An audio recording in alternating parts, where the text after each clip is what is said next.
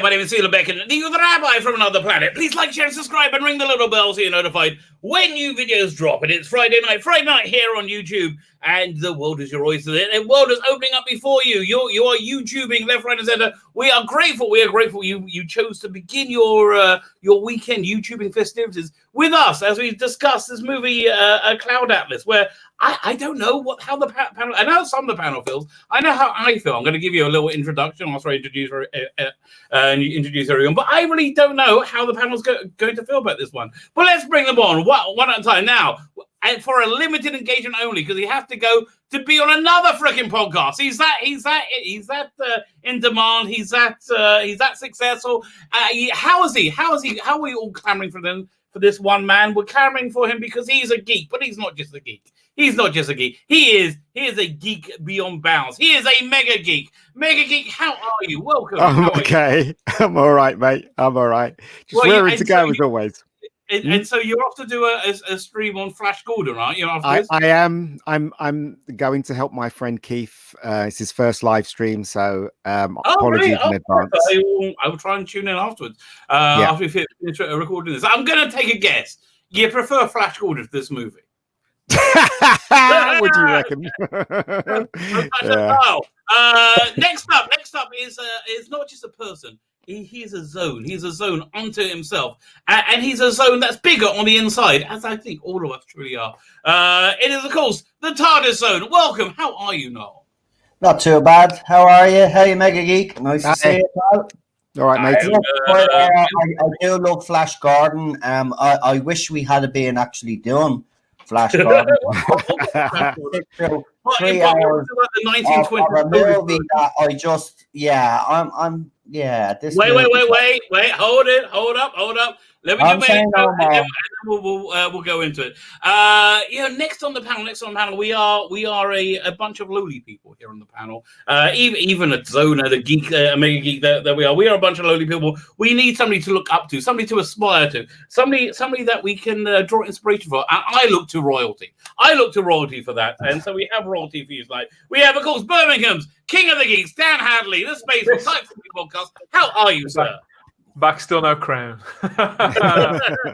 We got your candle. There you go. You don't want to look up to me, kids. Yes, I'm back. Yes, for another round of rip-roaring entertainment, courtesy of the Rabbi. Are you sure you want to call it entertainment? Listen, let me do my intro. You might be surprised. Next up, we have a being. A problem being. A problem being is joining us, and I wonder what his problem may be today. Problem being, how are you? He's good, but his microphone's off. His microphone's off. Your microphone's off, mate. That was a boomer moment. I didn't get to do my fanfare. See, problem being by name, problem being by nature. There you go. Well, we assume that's why you chose the name. And I'm going to move a little bit quicker, Norman, because we are going to lose Mega Geek in 42 minutes and counting. T-minus 42 minutes and counting. We have one more to join us. I do feel a little backed in the corner here, being the only member of the clergy. So thankfully, I have another member of the clergy here. I do not know where it's going to flop with this movie. He tweeted about 4 hours ago. I just watched it, but not really sure what it was about. So, no, Father, how are you? Confused. Right. That is a good introduction. Welcome to the club. Join the rest of us. I may be of a different opinion to the rest of the panel, but I absolutely freaking love this movie. I love this movie, even though it has, I would say, some problems. Generally speaking, reasonably minor problems. Why do I love this movie? It's a movie that I think is both quite a bit too long, and but in reality quite a bit too short. I think this was made one of the many movies that was made before the era of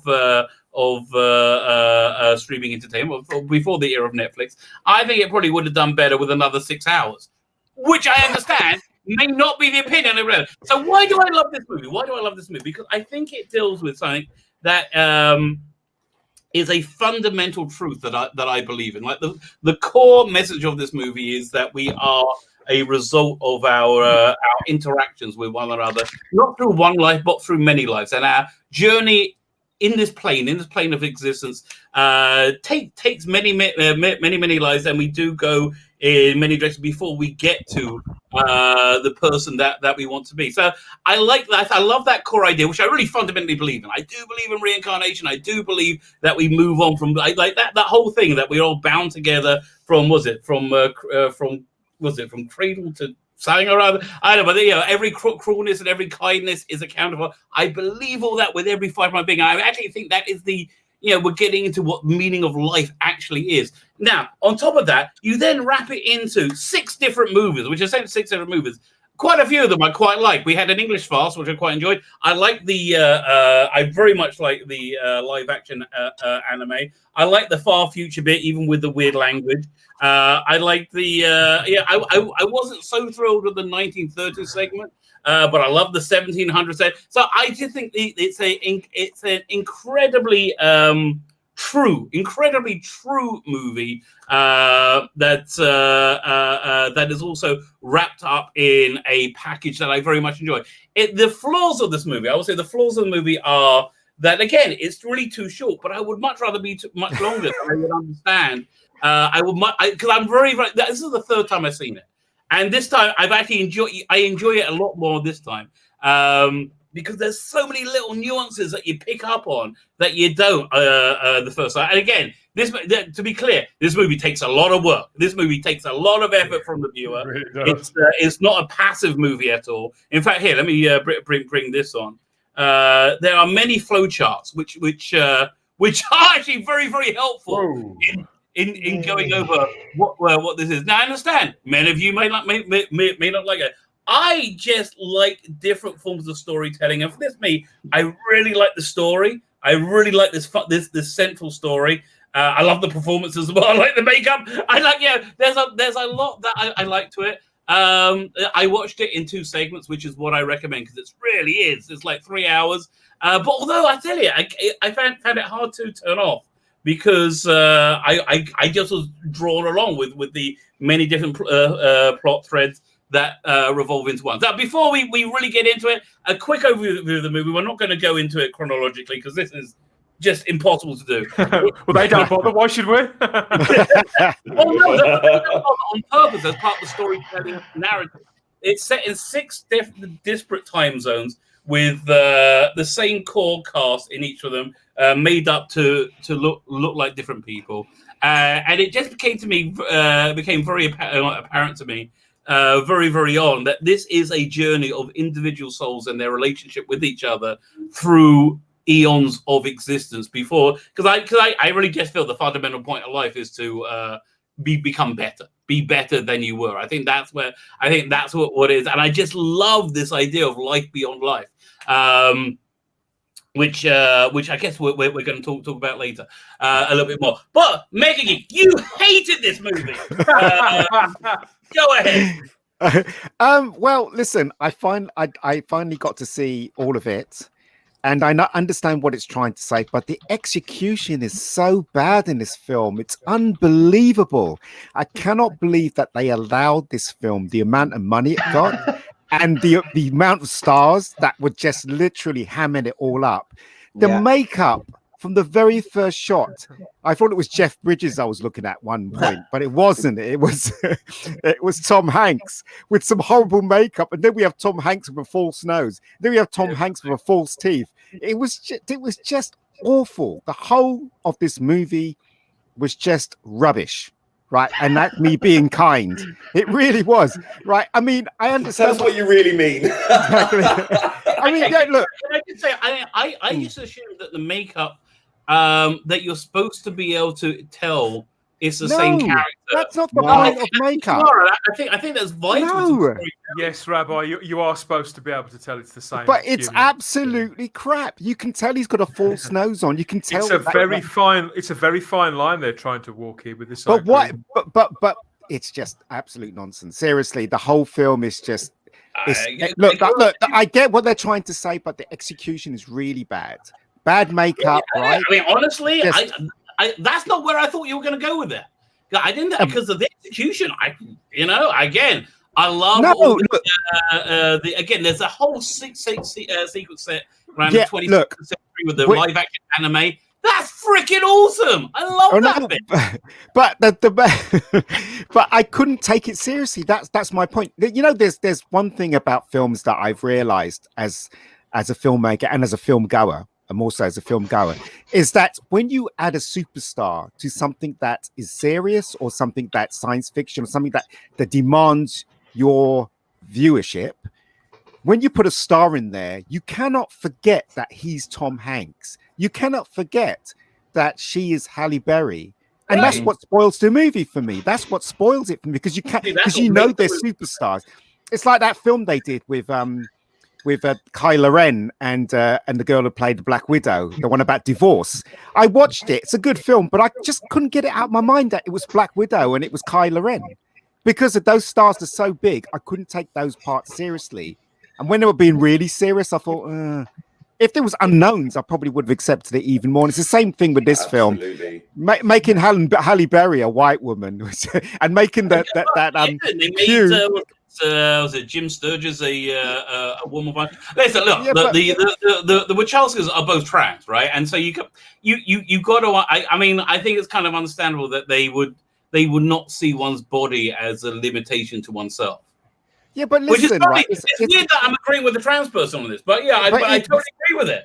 Is it insulting that they got that guy to be a Chinese guy and they put the makeup in his eyes? That was like Doctor Who, you know, the one that they wanted a man, right? And again, I think that's for a narrative device of being able to show this soul's journey throughout time. And I know prosthetics. There were really, really wonderful little bits in them that I noticed that when I was watching it this time, which I haven't seen before. Like in the 17th century section, Tom Hanks it's basically Tom Hanks's journey. Tom Hanks is a very he doesn't play a very good bad guy, put it that way. Yeah, he's like this charlatan and thief in the 17th century, and he's at one point he steals a button from Jim Sturgis' character, right?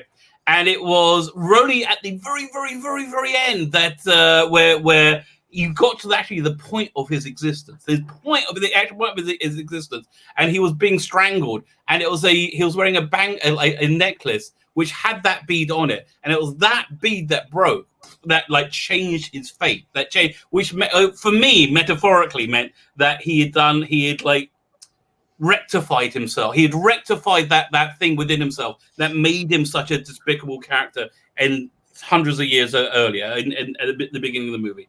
And that's what I mean. But did we care through time? We didn't care though. We didn't care about. I didn't care. Well, I can only speak for myself. I was totally invested. I was invested right from the beginning, quite frankly. I liked the first 20 minutes of like, well, this is weird. This is interesting. I haven't seen this before, and it looks kind of pretty. So I was like, okay, let's see what's going on. And then about half hour in, I was invested in all these different stories. I think because of the strength of the performances. I think Halle Berry probably one of the best performances. Tom Hanks equally, Hugo Weaving. They're brilliant. They're all superstars, but hell, they're all bringing their A games to this movie. I think. I don't think they're hamming up at all. Well, I digress. I thought it was. Well, listen. People are different. So yeah, we have different outlooks. No, you were not a fan. He's got his mic off. He's got his mic off. Yeah, that's how bad it is. Speechless. Bye. For once. Let's go back to Noel, see if his mic comes back. Dan, okay, let's go to you next. I'll just start with I agree with you, Rabbi. I don't think that people were hamming it up, with the exception of one person. I thought Hugo Weaving is a terrible ham in this. He's Agent Smith in everything now. Yeah, and the makeup. I actually couldn't work out whether they were meant to be Oriental people or extraterrestrials. Yeah. Seriously, it is that ridiculous. In yellow face, which I Again, I appreciate what they were trying to do with that, but I think it's a big ask. I expected you to accept that. Yeah, it's certainly a leap you got to make. I agree with you. Okay, let's go back. Let's wind it back a little bit. This film, Rabbi. I've wanted to see this for a while. Not a big fan of actually, I've enjoyed a lot of their films, but the Wachowskis, is that how you pronounce it? Yeah, I've liked a lot of their films, but I'm not a big fan of theirs. I find them very kind of their films, the way they promote them, they're very hop and a catch. You never really know what you're going to get. I think the quality varies drastically, but I do like the fact that they're out there doing what they do.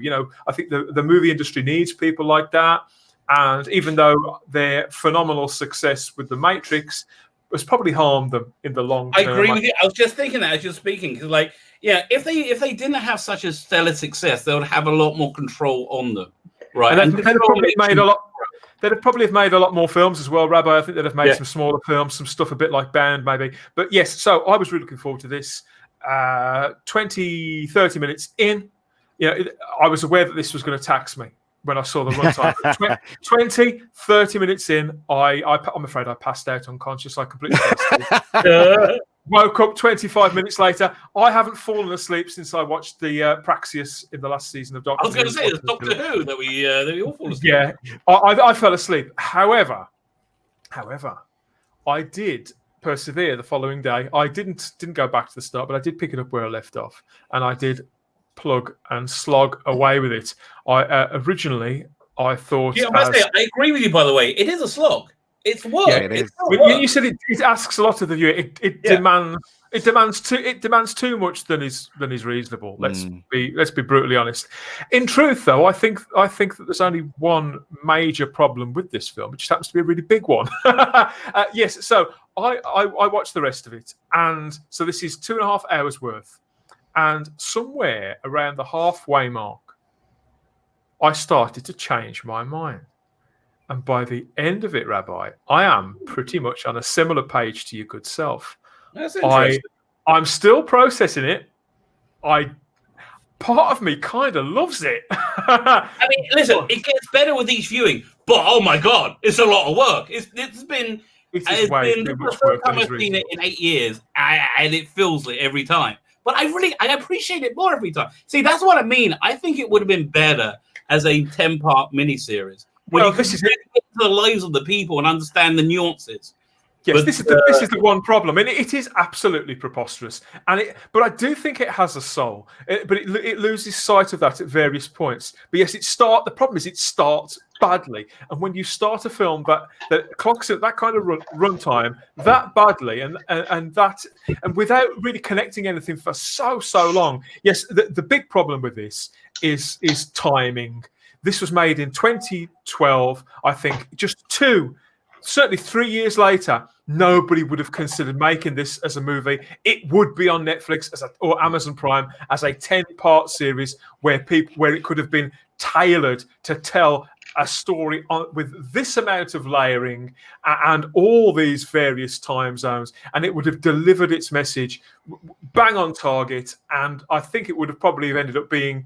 It would probably been pretty preposterous still. But only in the same way that shows like American Gods are preposterous and Good Omens are preposterous. I think that its charm and that a uniqueness would have come through had they got the format right. This was completely wrong for cinema, and I'm not surprised it was a disaster.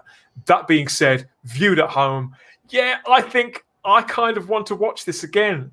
And spots those good luck. I know what you mean. Yeah, I'm with you, Rabbi. I'm with you.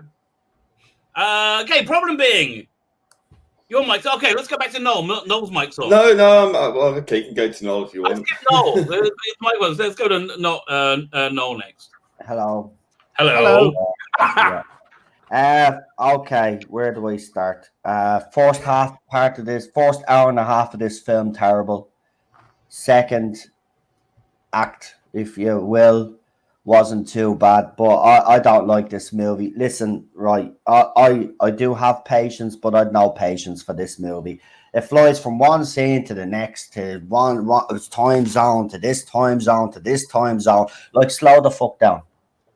Like, you know what I mean? You want to tell a story. I do agree with you, Rabbi. It probably would have worked as a 10-parter, but definitely not as a movie. It was a waste of money, to be honest. To be quite honest with you, this was, you look at the cast, the stellar cast that I had, it tried to be something unique. I think it fell rather very, very. The action pieces I liked in it. Other than that, I found it a bar fest. To be quite honest, it was. I could have spent 3 hours probably digging a hole, and I probably would have enjoyed it more. I did not like this movie at all. Tom Hanks's Irish accent, I just want to say, is the worst Irish accent I've ever heard in the whole the fact that that was an Irish accent he was putting on, that book, he was Irish when he threw a man off the roof and killed him, the critic for you even watched the movie? From Did you even watch the movie? No, he was Irish. He was Irish. Yeah. He played an Irish character. He published his first book. He was a laughing stock, and he threw the critic. His Irish accent was terrible.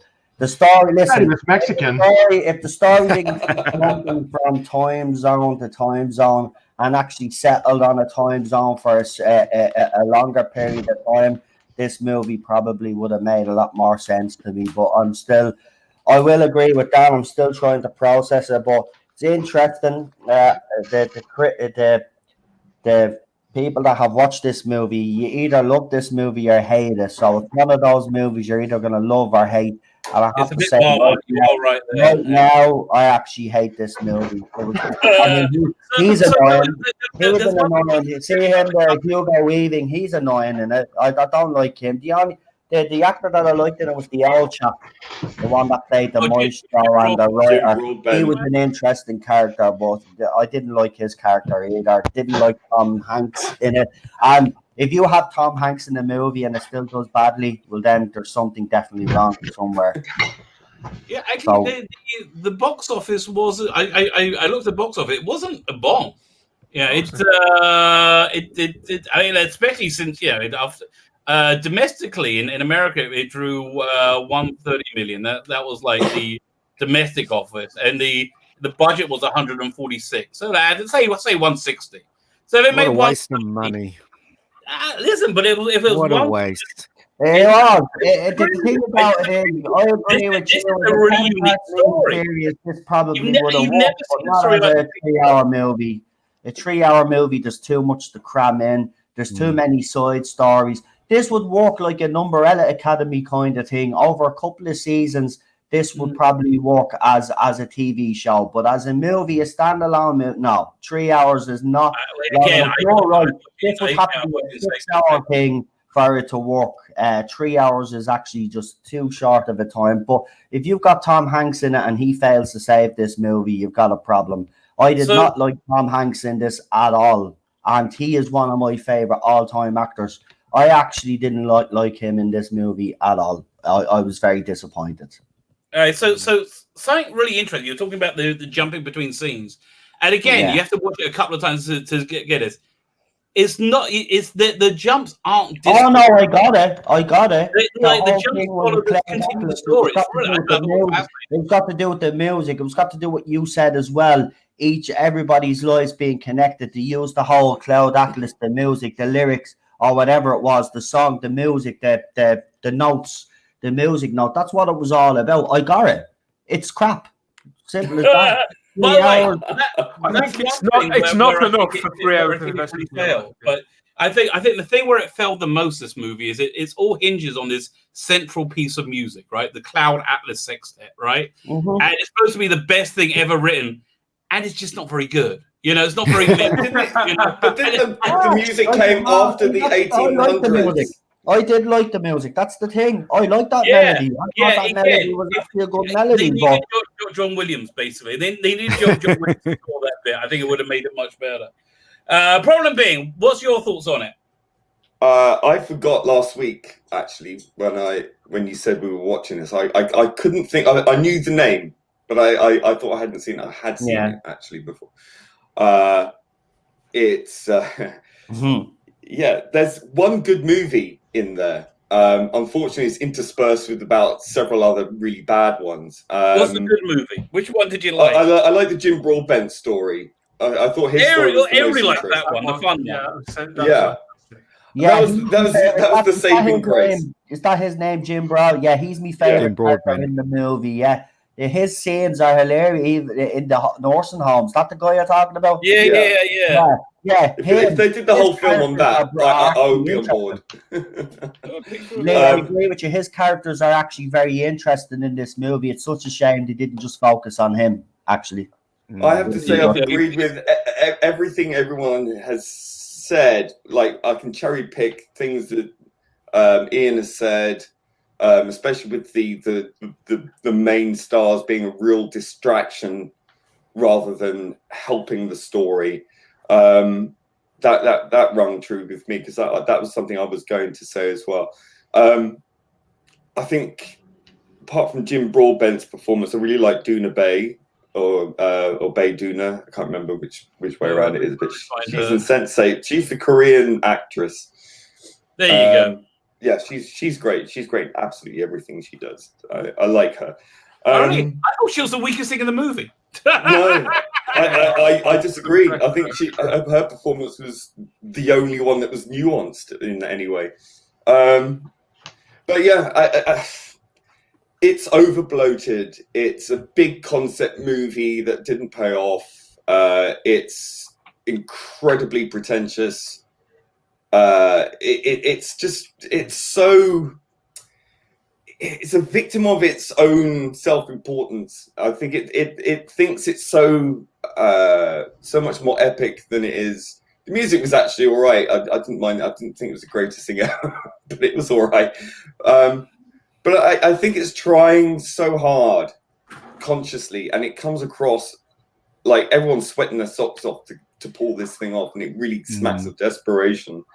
And the prosthetic makeup was so distracting. The actors were very distracting. Showing you here. That's the. Yeah, I mean it's a grotesque, really.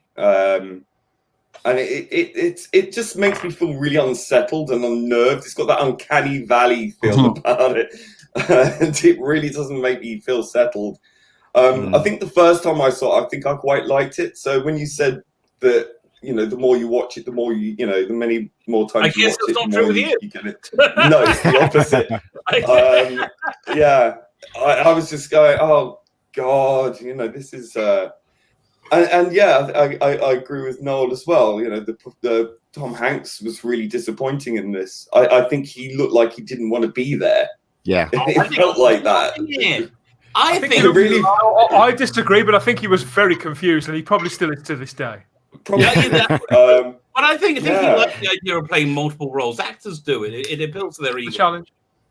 Yeah, but you can't dress a guy up like a woman and him a really bad performance from him. And I just sat there and go, look, this doesn't work because he's obviously a man and they're trying to convince us that he's a woman and his performance is terrible. So, who are we talking about? Tom Hanks was male all the way through. No, not Tom Hanks. Ben Whishaw. Weaving. Wait. There you go. Yeah. Can you miss it? Ben Whishaw. Halle Berry was the guy in it. I think it was. Yeah, Halle Berry was a guy over here. In the exactly, and that was bad too. Doona Bay. She also. I think they all signed up for this movie because they were thinking it was going to be something clever, something that nobody ever seen before. But I think it just called. Wait. But if you might not like that's fine. But it was clever, and it was something you never seen before. I don't think it was clever. I think it was trying to be clever. I just don't think it pulled it off. Have you seen a movie that deals with somebody's existence beyond Meaning of Life by Monty Python?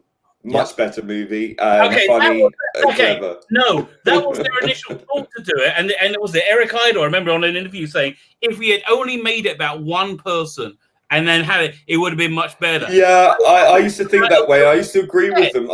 I used to agree. It used to be my favourite Monty Python films were Holy Grail, Life of Brian, and The Meaning of Life. That's all. Now it's the opposite way around. I love the meaning of life. The more I watch it, the more I love it. And Life of Brian became much more fascinating to me as well. Still my second favorite now. But yeah, it's just because it has this level of pathos. This is so pretentious, really, and it all the performances reek of. Yeah, Look at me acting in this disguise, and it's just so self-aware. Yes. Okay. It's Okay. really No. bad. Problem being. What do you? You said pretentious. What I don't understand. What exactly do you think was pretentious? What was it? Well, I think the theme of the pretentious? music and we're going to do this thing through this timeline. And we're going to have this birthmark of this comet on them, and it's going to be all interlinked. And it's like, look, you've done the Matrix. Well done. But it was that. This ain't no Exactly Matrix. that. What you said. It was that. No. Look, they But didn't it have was. to use You one might not actor have liked it, to. but it still was. They didn't No, have to it use didn't one have actor, that. did they? To play all those parts. They didn't have to use one I actor to play all those disagree. parts. I They don't could know. have used multiple That was characters. That was integral to the story. Yeah, that I was- think it you was- would have had the same actors. But having it integral to the story made it worse because the makeup is really bad. It's really distracting. bad. It's Okay. distracting, and Yeah, they are like- distracting. I think some of it is terrible. Fine. Some of it's okay. All of Like, it's for terrible. me, it was fine. I think do you do have to have agree bad with makeup her, and yeah. bad prosthetics. It doesn't actually help with the viewing experience. Exactly. It does have an effect. I mean, I couldn't take Tom Hanks seriously when he had the goofy teeth. I'm Exactly. sorry, I just can't take him seriously as that character there. Listen With the to beard, Noel. I can't. Mhm. I And can't when, take- and when the guy when he's playing the guy with the can't take him glasses and seriously he's in as that the plane. Irishman. The when only he's in that character I could plane- take him seriously as was this character here, the ruffian one, the one right at the end. But the other three characters, forget about them. They're write-offs. And this Every- other, yeah, well, I mean, Yeah, exactly. It's like that character with the glasses he's playing, the science guy, the nuclear power plant. Yeah, I mean, he goes up in an airplane, it explodes, he's taken out, and I don't feel anything. I don't Yeah. care. He was introduced. He's fallen in love with Halle Berry. He's just met her. It's just but it's not developed. That So was many of these side thought- characters are not developed at all. He thought he was in love, but he wasn't. He was feeling the recognition. I did feel something Weird. for plenty of these characters, but it wasn't perhaps in the way that The whole village got burnt down. What? I didn't care. I didn't Oh, care. no, I he never did. Again, Tom Hanks' performance there when he goes back, and again, the whole quest. I was hoping he'd get killed.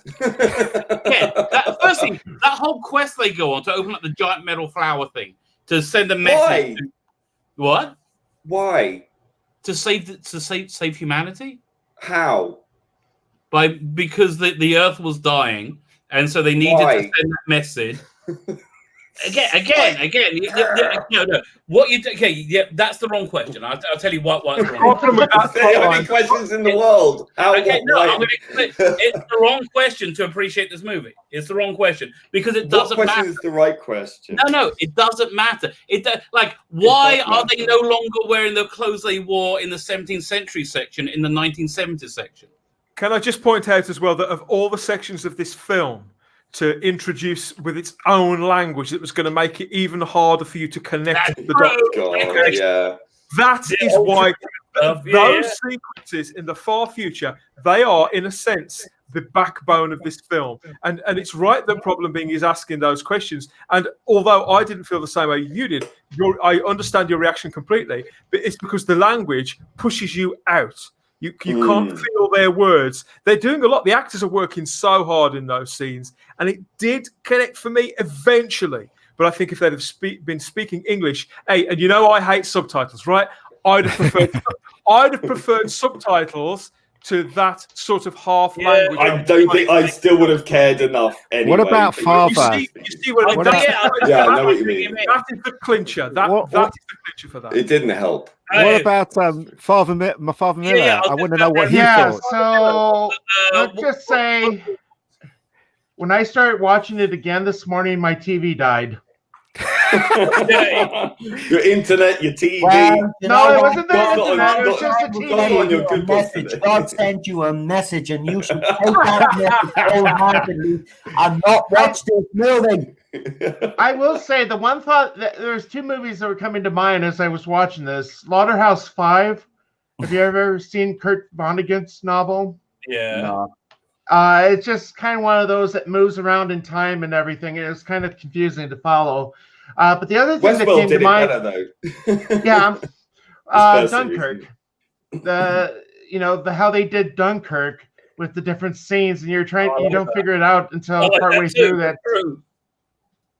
So I first time seeing it, I went in with great hopes because again, I thought the cast looked great. I will say Tom Hanks did fool me. That gangster, whatever evil spot beard guy, I thought he was Hispanic. I don't know why. He was Irish. Well, it didn't look Irish to me. His brothers. It was supposed to be like a Cork accent, but it was a very bad, poor Cork accent. I loved that segment that he's in. I love the old guy. I love Hugo Weaving, even though he doesn't look like a woman. I loved him as a nurse. Yeah, that whole side story, that particular story was the only one that was remotely intriguing. That was trying to figure out. So, did they whiteface Halle Berry for the 1930s? Yeah, they did. Because I didn't. It's like, wait. I don't know why they're not allowed. that You see, but you see, that's allowed. You're allowed to do that, but as soon as a white person does, a obviously for a movie, blackface for a movie, like what RTD Robert did. Downey. Yeah, they tried to cancel him. Like, it's ridiculous. Like, you can't have one rule for one and another rule for the other. It's either you can't do it on both sides, or you do it because it's creative. It's not done out of racist intentions. It's done because look, these idiots that get upset, they can't work that out. They're too stupid. But she didn't look white in the film. She looked like she was mixed race. Yeah, that's what I thought. Yeah. But again, I think that's a creative choice. They wanted the actors. It's a fine line. They wanted the actors to remain recognizable because I think it's just one out of a string of bad creative decisions. That's what I think. Okay. Well, let me ask you, what do you think about the central premise of the movie, that we do move between life to life? Do you agree with that, or do you disagree with that? You seem to be holding on to that quite tightly, but the thing is, though, this is a movie. This is a movie that you go to see in the cinema. This is a movie. Of course, I'm holding on to that. You guys are crazy. Rabbi, we get you're going to defend the movie, but hang on. Listen, so funny. We know you're going to defend this movie, but you have to realize that three out of the 5 panelists hate this movie, so you just have to look it up. I'm not saying you're wrong. I'm not saying you're wrong. I'm responding to what Mega Geek said. He said you seem to be holding on that very tightly. Well, of course I am. But it's more than that's like saying you're holding on to the Holocaust in Schindler's List. Listen. It's you seem to be holding on to that, but it's a movie, and if all the parts don't work together like a machine, then the film doesn't work. You can't just hold on to that because that's just one part of the movie. The story's one part of the movie. Everything that's executed is bad in this movie. That's the point I'm trying to make. See, the central story is there, but it's lost in all this other nonsense. That's right. And I agree with Noel. So for me, all the parts of the movie did kind of work together into it to exactly. No, it's rubbish. Absolutely rubbish. A black girl turning white, a white guy that looks like a Chinese guy. What a load of shit that was. The makeup was terrible. Come on, Irish accent.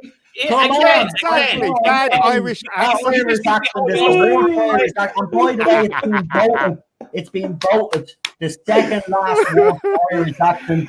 Brad Pitt actually wins the worst Irish accent award for the Devil's For me, Own. that's just an irrelevancy because I'm more interested in what the movie's saying. So again, I want to go through the panel and see if you agree with that central premise or you disagree with it. So maybe I don't mind the story. I think the story's quite clever and it's quite good. But unfortunately for me, as a movie, it didn't work because the execution was really bad. They didn't think it through. How could you have Halle Berry playing a white chick then suddenly she's this, suddenly she's that. Why didn't they just have multiple actors and then make a connection between all the multiple actors to tell you that they're the same soul? Why didn't they do that? 'Cause that would have been better. You wouldn't instead of having bad makeup and it distracting you from what the film is all about. That would have distracted me from the core of the story. But even though they're the same, but Rabbi. For me, it's vital that you understand it's the same person. Of course, you can do it in another way. Can I just point out, wait. Even though they're the same actor, right, playing these, they're the same person. I know, the same character, but it didn't work. It didn't come across as the same person. They were not the same person. Every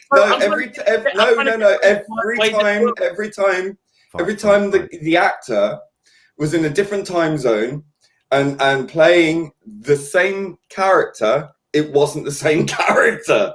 They just totally seemed right. Well, problem being, may I ask you, are you the same person now as you were 25 years ago? No one is. One grows. I'm still recognizable. They not only are they recognizable, they have clear, distinct plot threads that go through their entire story. It didn't come across in the film. Vital to them. The makeup was rubbish. Can I point out that although I agree with you, Rabbi, and I think it was absolutely essential that the same actors played these parts as conceived to translate this live action, even as a TV show, as an event show, I think that would have been the right way to go. But having said that, I noticed this was originally a book, Cloud Atlas by David Mitchell, which isn't, and the book's not that old. So I was wondering if anybody here in the panel had read that, or anybody in the chat for that matter. But more to the point, presumably in the book, that would have been. It's all right to give us the same actor playing multiple roles in a movie because it's a visual thing, and we're supposed to feel those tremors as it skips from generation to generation. How on earth did he tell that in print? He couldn't possibly have said, and I'd be really interested to find out. I've got no intention of reading this, don't get me wrong, but if somebody will let me know. So I was wondering in relation to what Problem Being was just saying. Let's pull up see what it says about it. I think you pulled up a really good point there, Dan. Somewhere in the production process, in bringing this to the screen, somebody made that creative decision. I personally feel that it was the right decision. But having said that, I would love, and David Mitchell was very involved in the making of this film, and so I would love to know how that was achieved, whether that was his intention in the text, and how it was actually achieved in prose. I would be really curious, fascinated, in fact. Mm-hmm. Well, fortunately, we have Wikipedia, so we don't need to read it.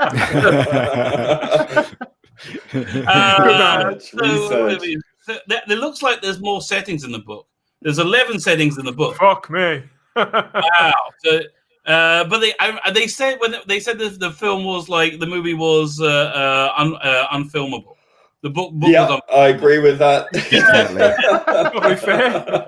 By the way, I have to say, one thing I really liked in this movie, which is just silly, was in the mid-future, like the 22nd century, how there was an old movie version of the Jim Broadbent story with Tom Hanks playing Jim Broadbent's character.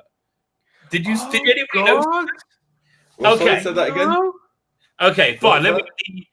I'm just piecing it together now. I couldn't understand what the hell that was. It makes perfect. What? Yeah, okay, I'll get it. Explain. Yeah. Okay. Do you remember the waitress woman? What her name is? The actress you liked. Yeah. So she had this little bit of a movie of the guy saying, "I will not be subject to criminal whatever it was."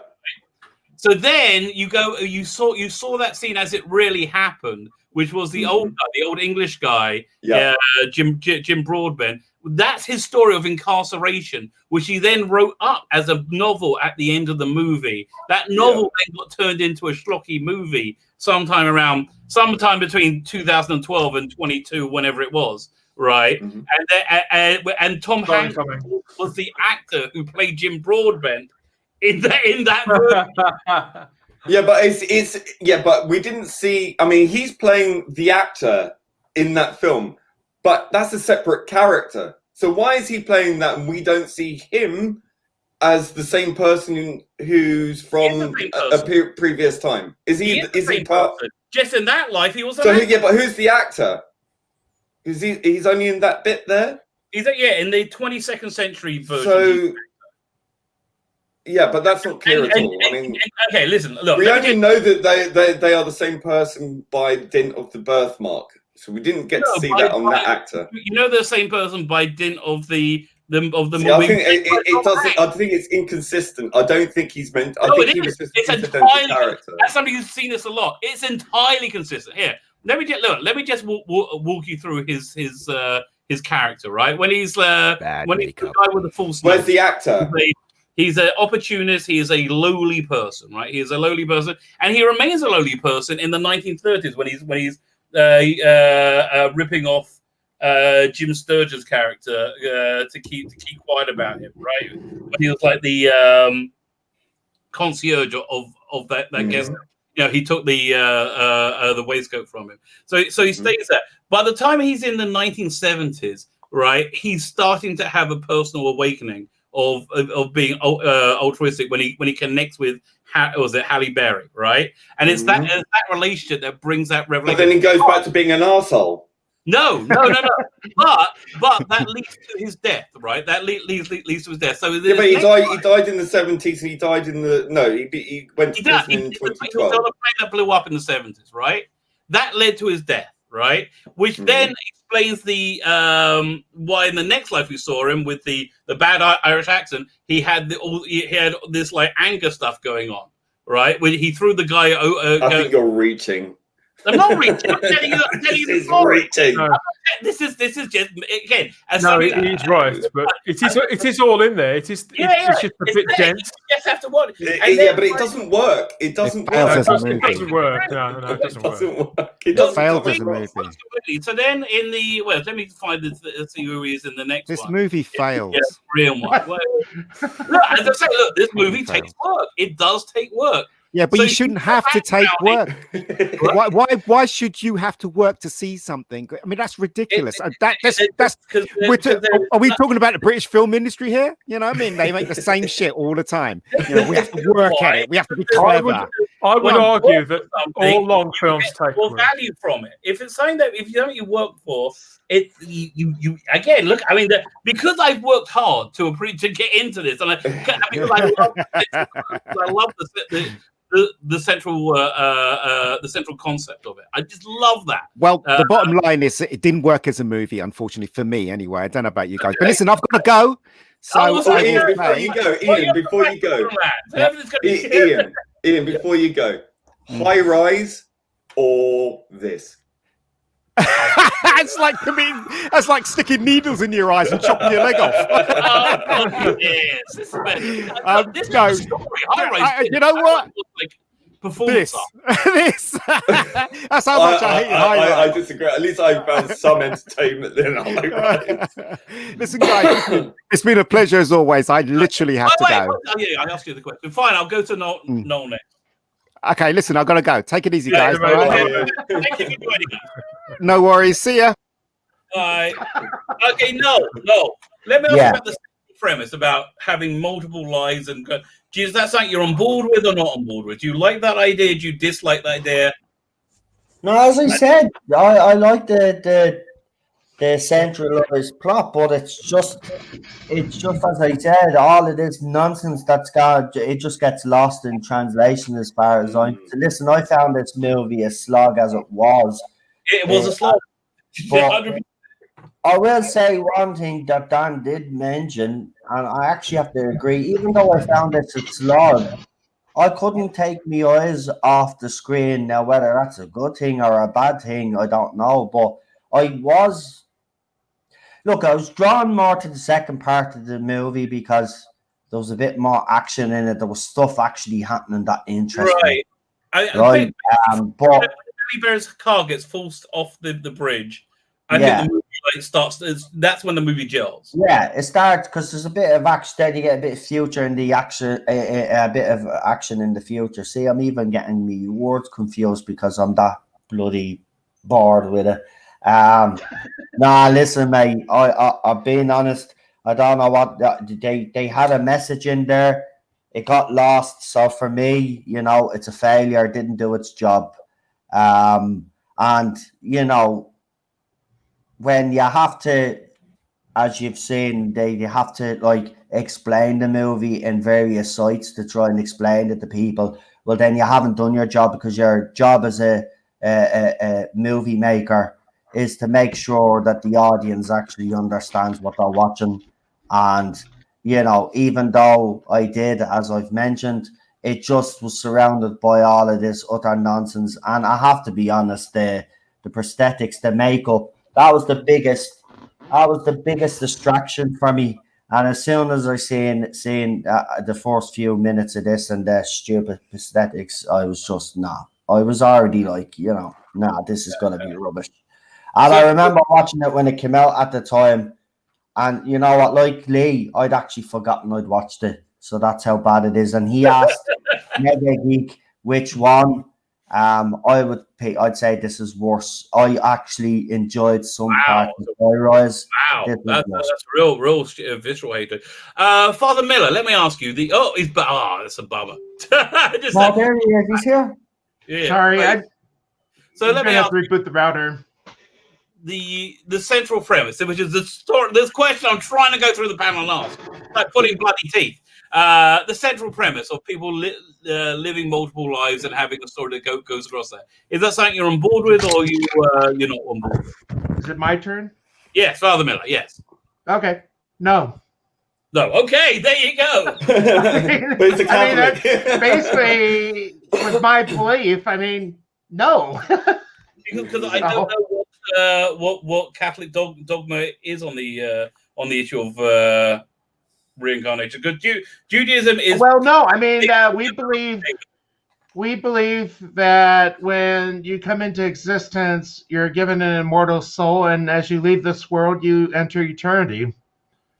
So if you are what we would say in the state of grace, basically in friendship with God, you go to heaven. If you're not, well, off to the sauna for you.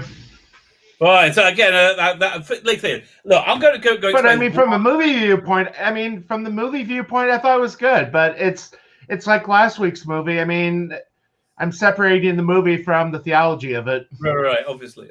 So this is the reason that this movie really touched me, and it really did. It really did. And I did not really get it and understand it when I first watched it, but I knew it. I got enough that it really touched me on a very, very deep personal level.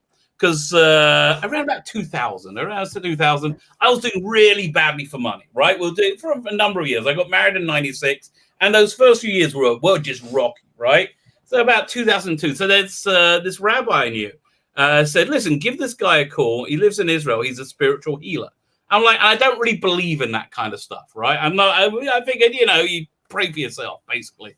But they said, no, listen, he's got a good reputation, give him a call. So I did. Turns out I knew him, right? He was my roommate in rabbinical ceremony. It's a guy called Lenny, right? So, so I tell him like my problem, like I'm having trouble with making a living, and the weirdest thing happens, right? And I'm cutting it short. I hear him like exhaling, like the Green Mile, like doing this weird, just a weird thing, and this is the absolute truth. Freaked me the hell out. I feel this like vibration, this tingling vibration at the top of my head, right? And he's in Israel. I'm in Miami. So this tingling vibration up the head, boom, it goes through, and then it travels through my head. So I go, did you just do something? He said, oh yeah, look, there's a part at the top of your head where you're a part of your soul, you're neshama, your soul connects to your livelihood. You had it closed up because you had some trauma in a previous life because you were wealthy. And you're scared of being able of having money, right? So then he says, like, how much do you want to make? And I said, I don't know, 50 grand a year, because I was a schmuck. I should have said more, right? He said, yeah, okay.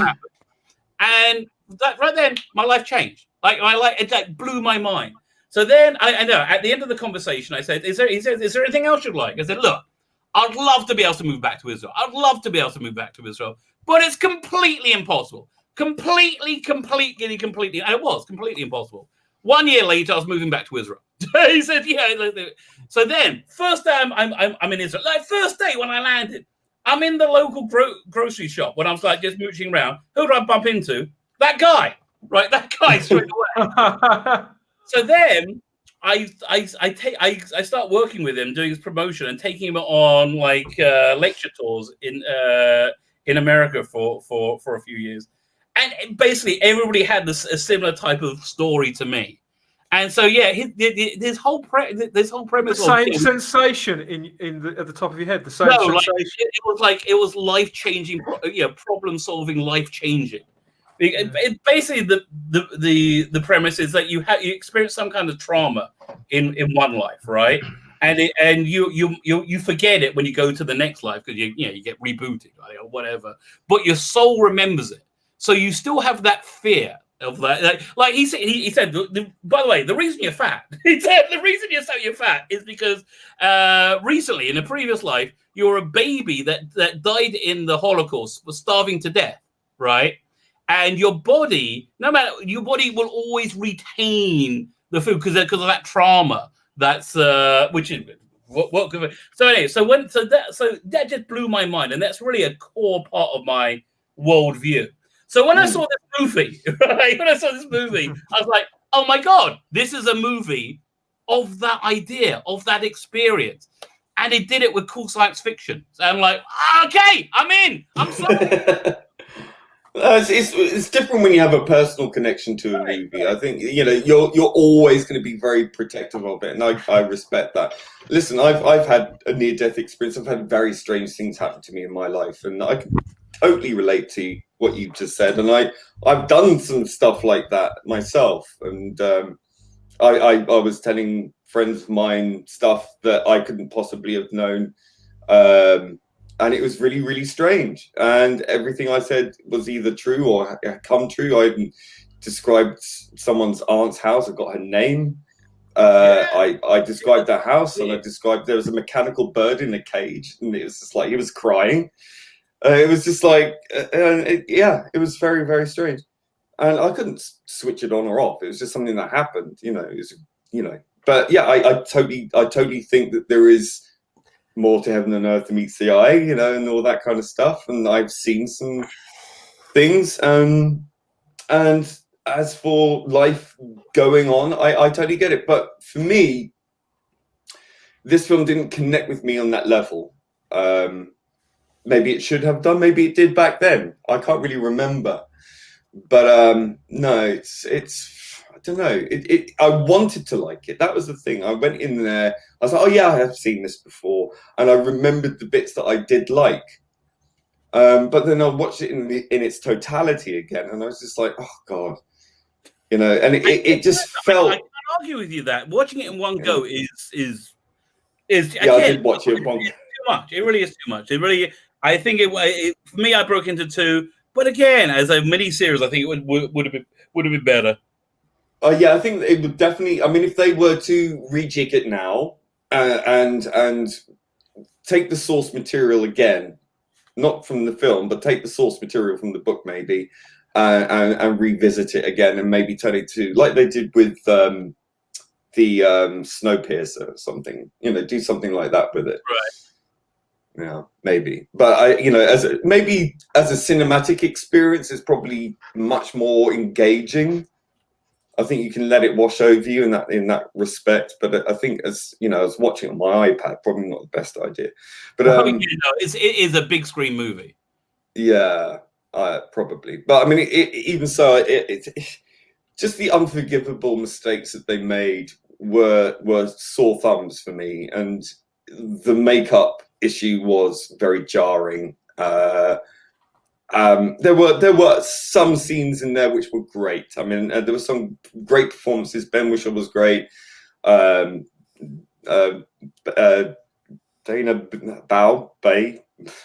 Bai. She was really, really good. And yeah, Jim Broadbent. I think his story arc was the most interesting and funny. Right, I think it's fair to say that's the one the panel enjoyed the most, right? Yeah, I think that's certainly my case. Yeah. Fine. Father Miller, do you have any other thoughts? Not really. Not really. Just trying to think if I'm still processing it. Well, what? I'm still processing it.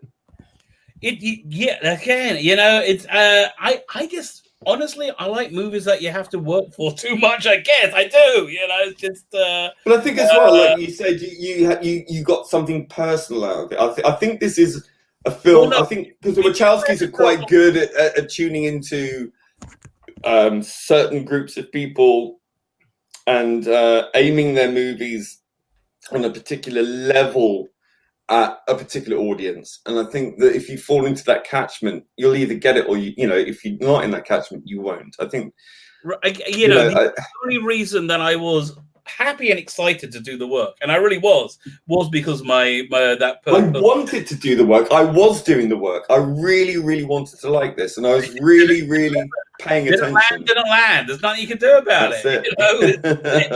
Everyone's got to have their own opinion. And listen, in fairness, I do hear Mega Geek's point of view that like needing an infographic to understand a movie or normally I would say that's the kiss of death. I wouldn't disagree, but I just feel again on every level of this, it was either I liked it or it was good enough that it didn't bother me. Right. The only thing I thought that really fell flat was the Cloud Atlas Sextet, this central piece of music that's supposed to transcend time and space. And it didn't even transcend my memory of it. Well, it should have been written in the 1800s, not the 1930s, surely. Because time goes about it. Oh yeah, this is a theory I have. The reason I think that Tom Hanks's character had that turn in the 70s and started becoming a good person was because that was resonance from his relationship with her in the far, far future. That like bled back through time. Through his but I mean that just makes it really messy, and I think that's the problem. It became I think a bit amorphous, not much structure in that. Again, that's what I think reality is like. I wonder how long it will be before the Wachowskis say this was a trans allegory, like the Matrix. Give it a week. Yeah, do you think a whole week? They're working their way. Trans allegory. It's saying through it that it's not a we are not our bodies. It's our bodies don't. But you're not very much without them either. I mean, whilst you've got them, I mean, just put it that way. I'm not saying that we are corporeal solely, if I can borrow that word, but I think that my personal belief is that our body is inhabiting inside our soul. I think the soul, or whatever it is, our energy or essence is our shell, and the body is the core of the shell. It's the focal point of our soul.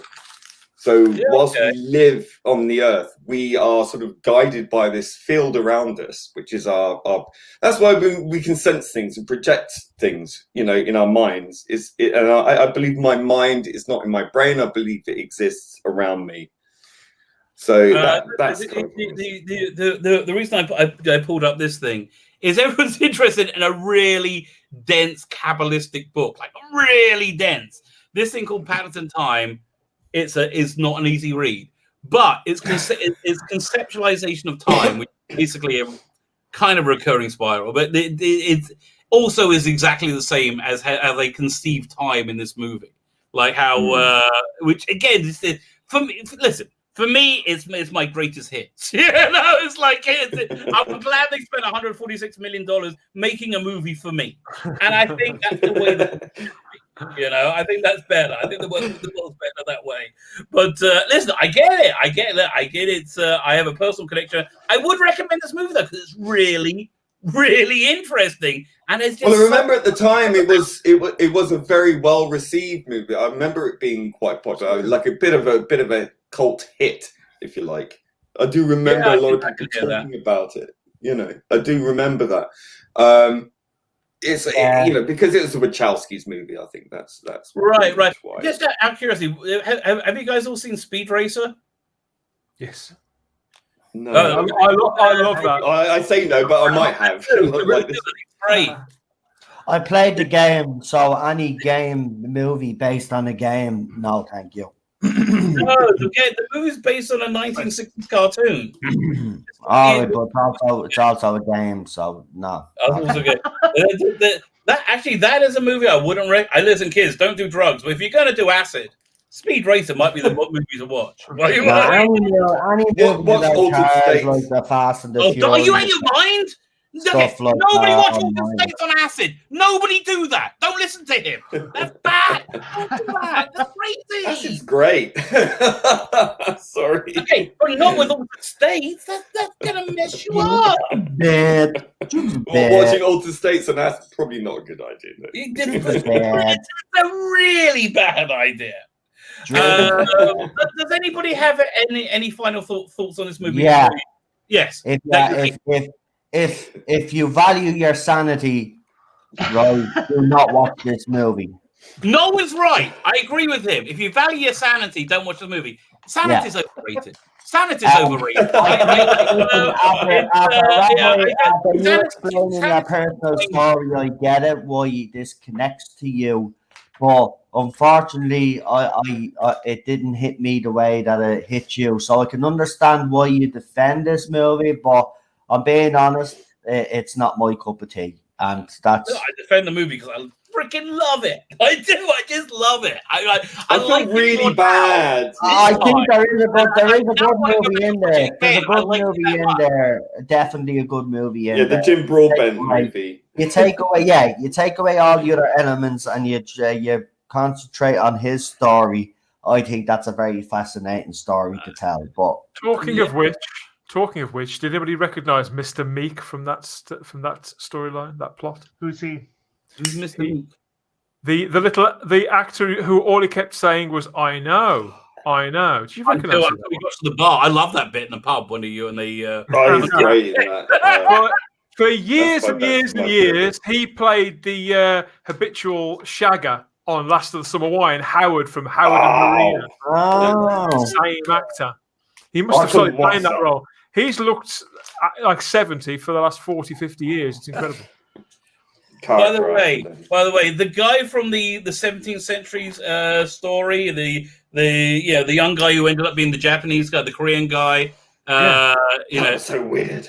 So he was also in the Jim Broadbent story. You probably didn't recognize him. He was the Scottish guy who started the fight in the pub. Yes, he's like that I wouldn't have worked out, but that's like the one that looked like Russ Abbott. Yeah, that's exactly him. Yeah, but again, this is just something I love because it's like there was a lecturer I heard once called Evan Savirsky, who's a Kabbalist and an advanced mathematician, right? So, and he does a lot of stuff about multiple lives. So, he was talking about. I remember him talking about how the only thing that lasts between lives are your memory, your traumatic memory, like your joyous or your traumatic memories that have like caused trauma within your soul, and also the relationships you have. Right, so you are kind of like somebody who's a sister in one life will be your wife in the next life, and so again, this is just another thing in this movie which it's weird. I have a bit of a eclectic, strange personal worldview, and it's just strange to have a very, very big movie tailored to that. So listen, for me, it's a recommend. For many, it's not. As always on Video Vault. Check it out for yourself. Check out yourself. See if it's something that appeals to you. So I'm going to give you two movies to choose from next week. They're both a little bit more populist. They're both 90 minutes long. I wanted to go for something shorter because I did schlep you out this week. So here's the first one. I'm not sure if you've seen it. Okay. Oh. The first one. Yes. And here's the second one. I haven't seen it. Okay, I'm going to say it's great, but I really want to see it. Oh, why did you bring this? No. You can't do that. You had that one as an option a couple of weeks back. You can't do that. No, you can't recycle old. You can't. That's not fair. You can't recycle old stuff that we said no to. that was the week that you rejected both of them, and we ended up watching Highways. Right, So the reason I chose both of these movies is they're both extremely kinetic, edgiest seat, tense, very, very tense, I would say, thrill rides to a certain extent. They're both 90 minutes long. I just think they're both pretty high quality. Let's start with Father Miller. What would you prefer? I like both. I saw Gravity when it came out in the IMAX. It was one of the first IMAXs I've seen. I saw 1917 last. When did that come out? Was it this year or last year? I think it was the end of last year. Yeah, I went to see it when it was out in the theater, so I'd be happy with either.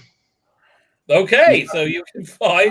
Problem being, if I was going to say, if I feel like a sadist, I would just say let's make Noel angry and go with Gravity. Well, that is always fun. You wouldn't be. Noel wouldn't be the only one angry. No, I mean I've seen Gravity. I mean, look, it's an all right movie, but you know the bit towards the end really bugs me like crazy. 1917, I haven't seen it. I've only heard really good things about it. I'm really excited to see it, and I really want to see it. It's really good. 1917, because there's not many. I mean, listen, I was a film extra on Warhorse, so I know what it's like to be in the trenches in a war movie, in a First World War movie. And it was really, really weird because, you know, sometimes if you can look in a certain direction, you were absolutely there, like 100% back in that time. It was bizarre. And the camaraderie as well was really palpable. And, you know, when you're running across no man's land, you got things exploding and you're running along and you got your tin hat, your tin helmet sort of bashing you on the nose. It was like you felt like you were there. So yeah, there are not many. In fact, I think this is one of the very few films set in the First World War. Because if you look at most war movies, they're actually Second World War movies, and it's very rare. We have Wonder Woman as well. yeah. Not quite. But yeah, this I really want to watch this. Okay, 1917 is your vote. Dan, what's your vote? Yes. I haven't seen either of these movies. I'm very keen to see them both. I've got them both upstairs waiting. So yeah, I genuinely don't care. I want to see them both as much as the other. Well, we could do a double. No. Forget that. Another 3-hour movie. Like yeah. No, pick your poison. We have two either ways and one 1917. Right. I've watched Gravity, and it's probably one of the worst sci-fi movies for its stupidity. So I'm going to go with 1917. I do agree we haven't seen many World War I movies. I do like a good war movie, so I'll go with 1917. So 1917 wins. Good man. I was going to say, you're going to eventually see Gravity again. No, he's not allowed to choose it for a third time. No way. No way. I know you cannot force us to watch choices that we've dismissed. That's twice now, Gravity. Choices. They come round again. They come round again. You never said that. You never said that. That's the point. Then why do we get a choice in the first place? Gravity may come back again. Might come back. Not next week. This stuff is worked out by men in slide rules. This is not. This is complicated stuff. False democracy. Maybe you put it there to make us. Maybe put it there. Maybe you put it there on purpose.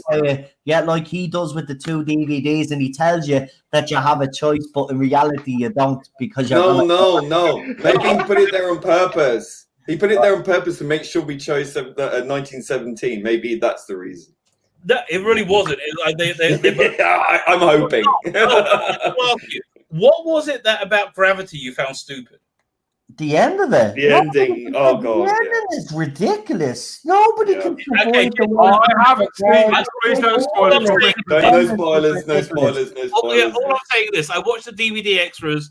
They had a gazillion scientists on there saying everything is totally plausible and Yeah, but it wasn't that. it would Well, work. if it's not plausible, how come they It's the need George second Clooney rocket bit. then? It's the George Clooney bit. Well, if it's so plausible, yeah. I won't spoil the end, but how is she able to do the maneuver that she does to land, and she lands on a second beat? Get away. Ridiculous. Listen, okay. And if it does come around, I will vote for it just to get it out of the way. Frame of that Actually, movie. change your mind and I'll go for Gravity and get it out of the way. Actually, let's just get it out of the way. No, I wanna okay. watch Every frame of that 1917. movie is scripted. Everything is intended with that movie.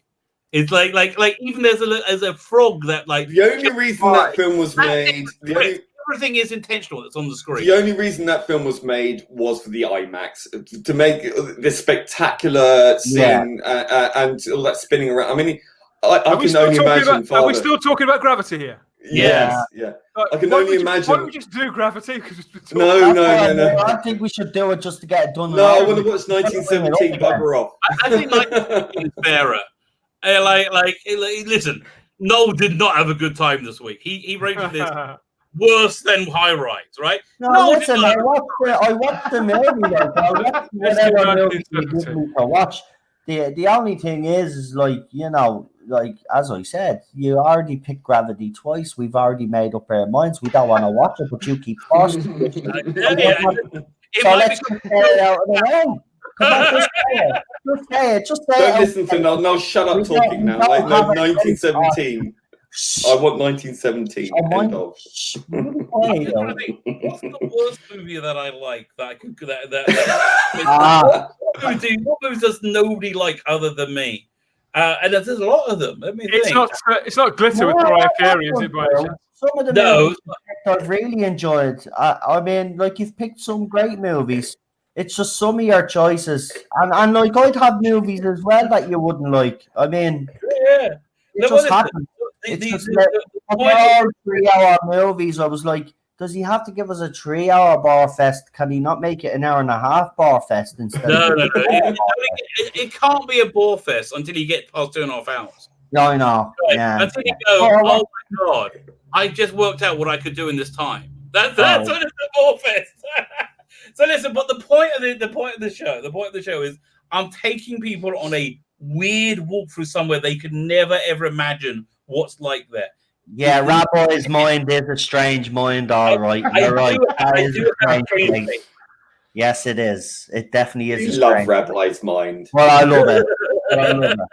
And you know what? This movie mightn't appeal to me, but it might appeal to other people out there. I think I am a bit harsh in saying if you value your sanity, but it is a slog. Everybody on the you know what? I could suggest the 3-hour version of Watchmen, the director's cut. Yeah. Oh, I think that's far better than this. But I'm really? wondering whether, I loved that. Yeah, and I watched that in a heartbeat. But I saw The Watchmen at cinema. It's a great film. With this though, what you were just saying, Noel, I don't know if you're going to ask me, could I recommend this to somebody? You know, would I recommend people see this? Still not entirely sure. I'm still processing it. My gut instinct is probably saying no. It depends on the person. It depends on that, I will definitely watch it again, though. I will definitely go back and watch this again, and I'm certain I'll see lots in there that I didn't see before, just as you said, Rabbi. I think that's what you need to do with this movie. I think it is one of those where you'll have to watch it a couple of times to kind of see, but I don't know. Just for me, there wasn't that payoff like there was for Rabbi. No, it's probably not worth it. And I mean, yeah. And if you don't think the payoff is going to be, it's not worth your time. I don't know who this film would help with. What was the other choice last week? Do you remember? I don't remember. Super bad. Super bad. Oh yeah, I like super bad. Yeah, I like that. I don't think I have seen that one. Yeah. You ever seen super bad? Oh, man. It's great. It's all right. We'll get around. I might have. We'll get around to that eventually. I'll probably do This Is the End before super bad. Although I got to do the Italian Job. That's something that's on my mind. Which one? The original. Yeah. Which one? Awesome. Yeah, the original. Yeah. The original. Wicker Man. How are you guys with that? Love The it. original. Love One it. of my favorite films of all I time. like that movie. But again, that was made for a budget of like, I don't know, like Doctor Who the A bag of Davis. straw. Fine. Okay. So I think we've done Cloud Atlas to death. For me, it's a recommend, and this is my channel. It's the only vote that really matters. I'll give it that. Thank you all for joining us. As you know, this is Friday, and Friday, as we say, YouTube is your oyster. There are many things happening. I, of course, am tucked up in bed by now with my cocoa, because you know it's always bad when they never feed me after midnight and never expose me to bright light. That's the rule with me. So yes, I'm going to wish you all everybody adieu. Have a fantastic weekend, everybody. Thank you, brother. On the Tardis. Lovely to see you.